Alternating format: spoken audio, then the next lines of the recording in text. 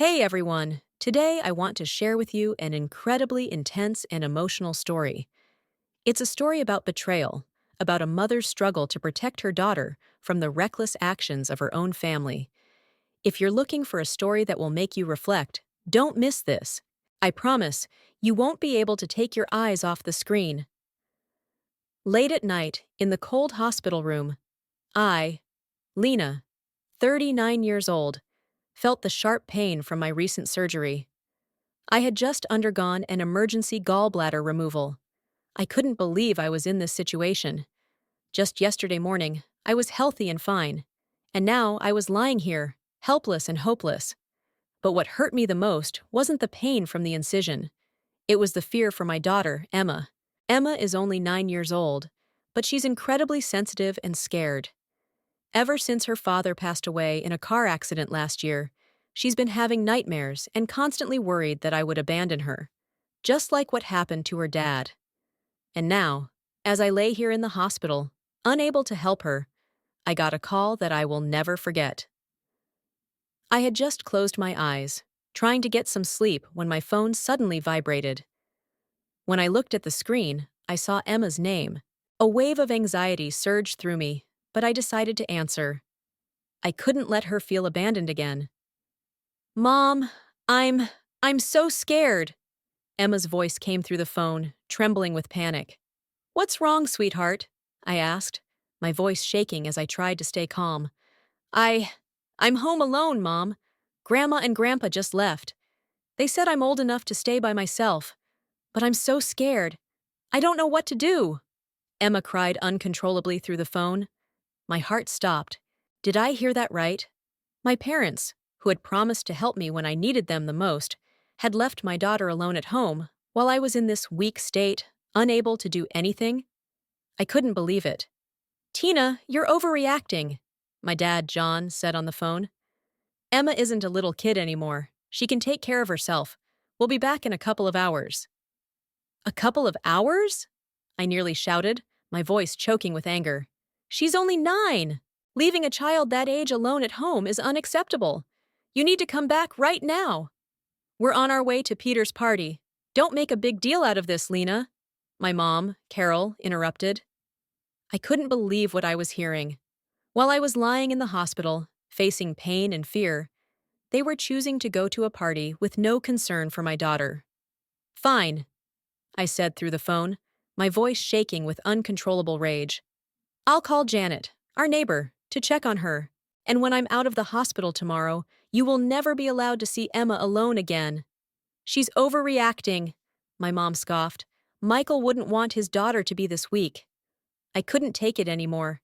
They had just trampled on my feelings, and now they were using my late husband, Michael, as a shield. It was unbelievable. I don't want to hear another word. I slammed the phone down angrily and immediately called Janet. Thank God, she picked up right away. Janet, I need you to come right now. Emma's home alone, and I can't stand this anymore. I hung up the phone, a wave of anger rising inside me. The feeling of being unable to protect my daughter, of being powerless and just waiting, made me feel like a failed mother. I remembered all the times my parents had criticized me for the way I raised Emma. They'd often said I was too protective, that Emma needed to be more independent. But this time, they had crossed the line. Not only were they criticizing me, but they were also abandoning my daughter at the very moment she needed protection the most. Emma had never been as independent as they wanted. Every time she cried, I was there to comfort her, to soothe her. But they didn't understand. They never understood the fear in Emma's heart, the loneliness and abandonment she felt after her dad died. Yet now, they had really left Emma to face all of those fears by herself. Feeling helpless, I thought about what to do next. I had to protect Emma. I couldn't wait any longer. And when Janet let me know she had arrived with Emma, I felt a small weight lift off my shoulders. But the story doesn't end there. Because after this incident, I realized that this betrayal wasn't just an accidental mistake from my parents. It was a serious act of negligence toward Emma. This wasn't the first time they had abandoned her, and I wasn't going to let it continue. I wouldn't allow them to keep interfering in Emma's life, if they couldn't understand the consequences of their irresponsibility. And I would fight to the end to protect my daughter, even if it meant standing up to my own family. They couldn't keep deceiving and using the love I had for them to hurt my daughter. One day after that horrifying event, I wasn't myself anymore. The pain from my incision didn't seem like the biggest issue on my mind. I had left the hospital, but my heart was still filled with anger and confusion. While I was lying in that hospital bed, the only people I could trust had betrayed me and left Emma in the most dangerous situation imaginable. The relationship I had with my family would never be the same again, and I knew that from this point on, nothing would ever go back to how it was before. My mother, Carol, had always seen me as too strict and overprotective of my children. She often said that I needed to let Emma be more independent, to learn how to face life's challenges without too much help from me. She had criticized me many times for not allowing Emma to do simple things like helping with household chores or making her own decisions about going to school. But no one understood how I felt. No one understood the pain Emma had to endure after losing her beloved father. I couldn't help but remember the heated arguments between my mom and me. Every time I tried to explain why I spoiled Emma a little more than other kids, she'd shake her head, smile condescendingly, as though I was the one who didn't understand my own child. "She's not a little girl anymore, Lena," she had said. "Emma has to learn to face the world without clinging to her mother like that." But I knew everything had changed since Michael died. Since then, Emma had become a child constantly fearing that she would lose her only remaining parent. And I knew I couldn't just sit back and let Emma's grandparents, the people who should have been her rock, hurt her emotionally again. My dad, John, always tried to justify my mom's actions, even though sometimes he could be pretty difficult with me as well. He often defended her point of view that kids need to be independent from an early age. He didn't understand that, in my eyes, leaving a 9-year-old child home alone in that situation wasn't independence. It was sheer irresponsibility and a lack of empathy. After I came home, I had to face the tense silence in my house. My parents didn't visit me anymore. They started avoiding me, and I could clearly feel the coldness between us. Their phone calls became fewer, and the short messages they sent me no longer brought any comfort. Truly, everything had changed forever. I couldn't stop thinking about how they had abandoned Emma, even after promising they would help me when I was struggling. Why did they do that? How could they leave everything behind to attend a party without thinking about Emma's safety? I couldn't even understand them anymore. What hurt the most wasn't their actions. It was what they said afterward. When I called them to ask them to come back and help Emma, my mom even told me not to overreact, and that I was bothering her while she was at an important family party. I could hear the indifference and lack of concern in her voice, as though Emma was just a burden she didn't want to deal with. "She'll be fine," my mom said. "We can't carry Emma in our arms all the time." There was no apology, no change in their attitude. And, as heartbreaking as it was, I decided that I would no longer allow them to have any more influence in Emma's life if they couldn't understand the seriousness of the situation. The betrayal I faced wasn't just a one-time act. It was the result of years of neglect and irresponsibility that had accumulated. And then, I decided I had to do something to protect my daughter, not just from outsiders, but from my own family if they couldn't acknowledge their mistakes. I couldn't keep allowing them to affect Emma's life without any accountability. In the end, I decided to report what had happened to Child Protective Services because I knew that my daughter's safety was the most important thing, and I couldn't let people who didn't understand its value continue to have control over her.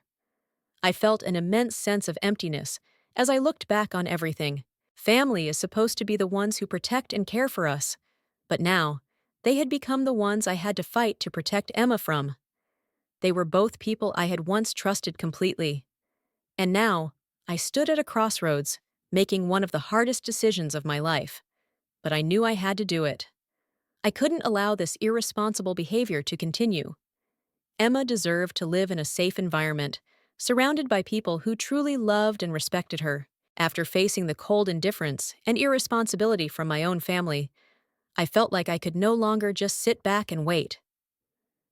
That night, after Emma had fallen asleep, I sat in the living room, silently gazing out the window. Everything around me seemed to be sinking into darkness, but in my heart, the only light was Emma. She was everything to me. She was the reason I kept going, the reason I fought. And now, I had to do everything in my power to protect her from the negative influences of the very people who should have been her protectors. I couldn't overlook this betrayal. I knew I couldn't trust my parents anymore. But I also couldn't just stand by and watch Emma endure the emotional trauma they caused. In order for Emma to live safely, I had to take action. And I decided I would seek help from those outside the family, people who could help me protect Emma from these harmful influences. The anxiety and unease still surrounded me, but I no longer had time to hesitate. I had to call Child Protective Services. It wasn't an easy decision. I knew that bringing this matter to the authorities could make everything more tense. I didn't want to completely sever my relationship with my family, but I understood that Emma's safety was the top priority. If they couldn't recognize the gravity of leaving a 9-year-old home alone, then I wouldn't hesitate to ask for intervention from the proper authorities. I took a deep breath and called Child Protective Services. A gentle but serious voice responded as I explained the situation. I felt like I was at a crossroads. There was no turning back, but there was also no way to ignore it. The worker listened patiently as I described everything, from my parents abandoning Emma to the panic the child had experienced. She didn't interrupt. She just quietly made notes of everything I said. "We'll begin an investigation, and if we gather enough evidence, we will intervene to protect Emma," she said after I finished. Her voice was calm yet firm, the reassurance I needed in that moment. Leaving a child home alone without adult supervision is a situation that can endanger them, and we will take this matter seriously. A strange sense of relief washed over me, as though a part of the weight had been lifted from my shoulders. But at the same time, I realized that this decision wasn't going to be easy. It would complicate everything further. My parents would certainly disagree, and they might react strongly. But I couldn't go back now. I couldn't let Emma live in an environment where she didn't feel safe, where she thought the very family she trusted could hurt her. After hanging up, I immediately called Janet, the only friend I had left to trust right now. Janet lived right across the street, and she had been the only one to stand by me during these difficult days. She understood my situation, she understood Emma, and she understood my worries about my daughter's safety. "Tina, are you sure you want to do this?" Janet asked me over the phone, her voice filled with concern. "You know this will make things more tense with your family." I took a deep breath and responded with determination. "I can't let Emma suffer anymore, Janet. If I don't act now, I'll never forgive myself. I can't keep living with the fear that one day she'll have to face neglect and abandonment again." Janet was silent for a moment. Then she replied, "I understand. I'll be here for you. Let me know if you need any help." That one sentence brought me so much relief. I knew I wasn't alone in this fight. I had friends like Janet, and I would do whatever it took to ensure Emma would never live in fear or emotional deprivation again. I spent the rest of the evening preparing for the investigation. I gathered every piece of evidence I could: the text messages from my parents, the phone calls they made when I asked them to come back, and the conversations I had with Emma after the incident. Every piece of evidence mattered, and I didn't want to leave out any detail. I also wrote a full report detailing the events, my parents' words, and the panic Emma had gone through when she was left home alone. The next morning, I received a call from Child Protective Services. They informed me that the investigation had begun, and a social worker would be coming to interview both me and Emma. A wave of anxiety rose in my chest, but I knew this was the right step. I couldn't let my daughter face this kind of neglect again. That day, Emma came home from school, and I could tell she wasn't in a good mood. When I asked her what was wrong, she told me that some of her classmates had been talking about how her grandparents didn't want her staying home alone. I reassured her that everything would be okay, and that I would do whatever it took to protect her. I looked at her with unwavering belief. No one would take my daughter's safety away from her. and I would fight until the end to make sure Emma would never have to endure abandonment again. A week after reporting the incident to Child Protective Services, I received an unexpected phone call. I was sitting in the kitchen, preparing dinner for Emma, when the phone rang. The calm but serious voice on the other end made me feel weak in the knees. "Hello, this is Mary from Child Protective Services. We've started an investigation regarding the incident where Emma was left home alone. I will be coming to your house tomorrow to interview you and Emma, and we will clarify all the details. Can you be prepared to provide further information?" Mary's voice was very professional, but it made me feel more tense than ever. I didn't want Emma to face any difficult questions about this, but I knew it was necessary to protect her. "I understand. I will prepare."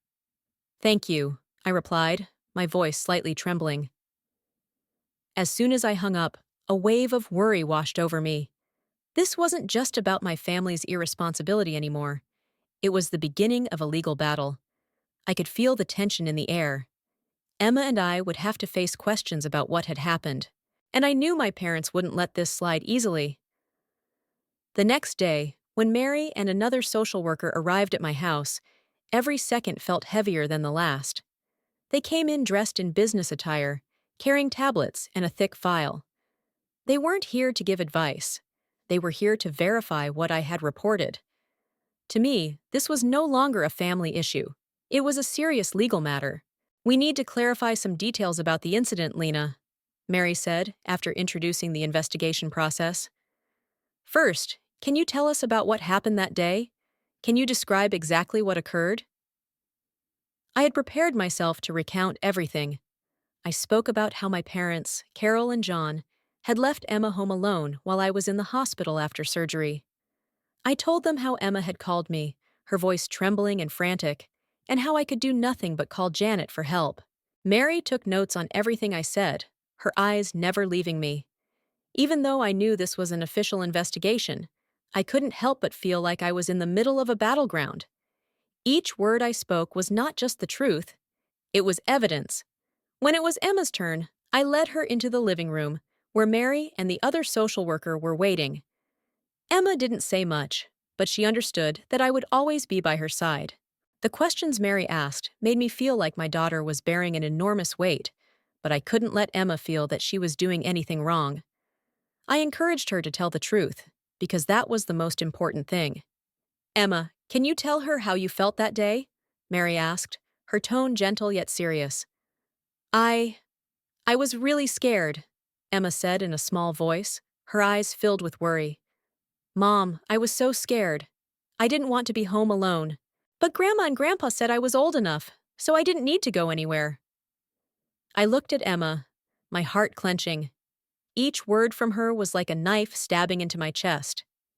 I never imagined I would hear such things from my 9-year-old daughter, facing her greatest fear with no comfort or protection. The interview lasted about an hour, and after it ended, I felt an overwhelming exhaustion. It felt like I had been shattered into pieces, but I still knew I had done the right thing. From now on, everything would be different. I could no longer allow anyone, even my own family, to violate Emma's safety. As soon as Mary and the social worker left, I felt like a part of the anxiety inside me had been released. But I also realized that the truth wouldn't be easy to accept. I knew my parents would never agree with what I had done. They would feel offended, and they would react strongly. Not long after, my phone rang again. This time, it was a call from my father, John. His voice was curt and full of anger. "Lena, what have you done? What the hell is going on here? You called Child Protective Services? Do you realize we're being investigated?" My father shouted through the phone, his rage impossible to conceal. "Yes, Dad," I answered calmly, "because I can't let Emma live in fear and insecurity anymore. This is the right thing to do.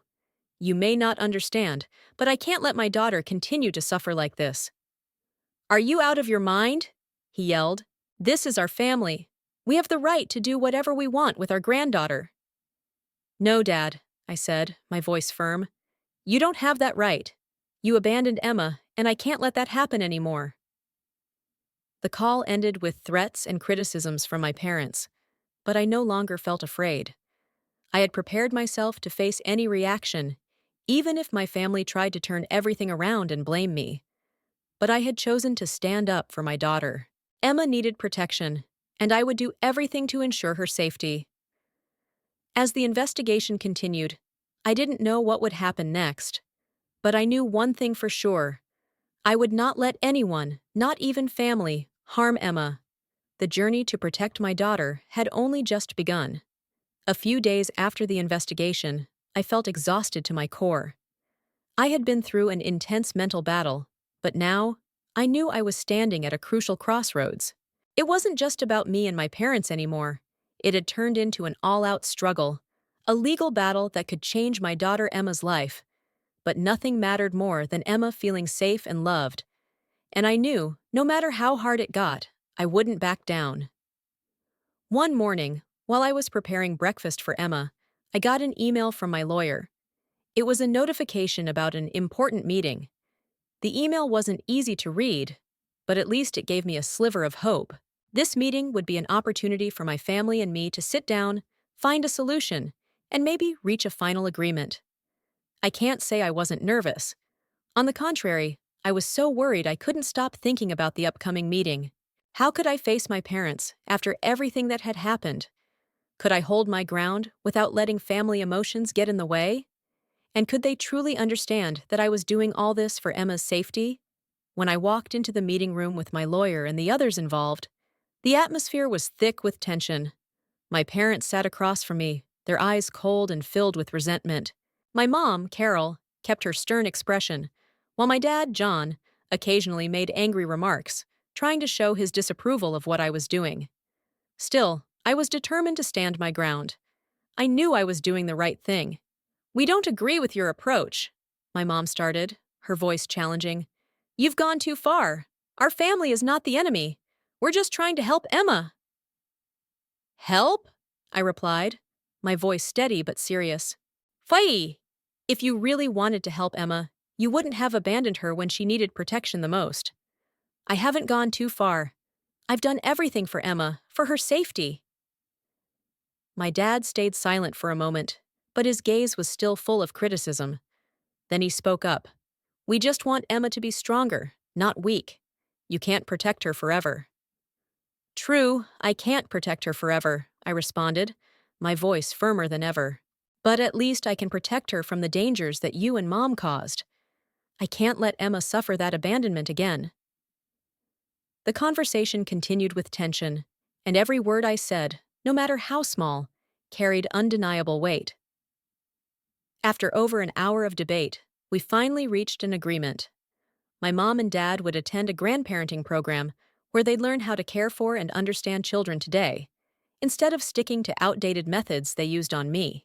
They also agreed to participate in family counseling to address past conflicts and learn how to respect my boundaries and Emma's. This agreement wasn't a win in my eyes. It wasn't what I had hoped for from the start, but at least I knew it would bring some change in my family. It would help them realize their mistakes and begin to understand that every action has consequences. I can't say I've completely forgiven them. The hurt is still there, but I can't live in negativity forever. I want Emma to have a family, but a family that knows how to love and respect each other. And while things might never go back to how they were, at least I've opened a door for better things to happen. That day, when we left the meeting room, I noticed a small change in my mom's eyes. She didn't say anything, but I could feel the regret from her. And that was the first step.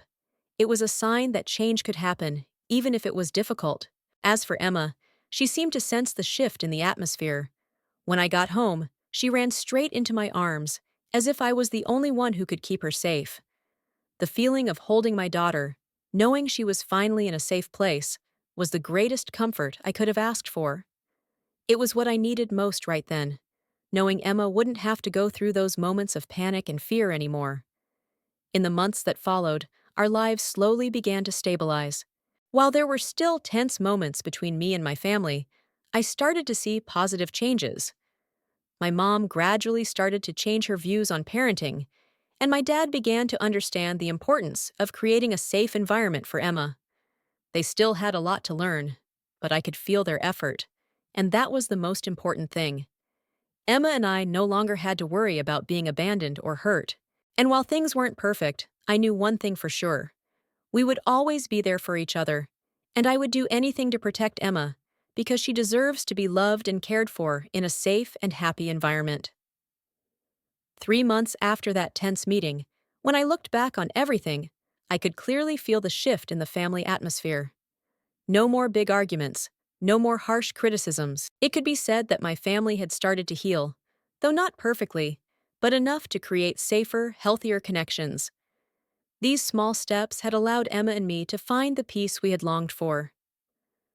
One beautiful afternoon, Emma and I sat in the park near our house.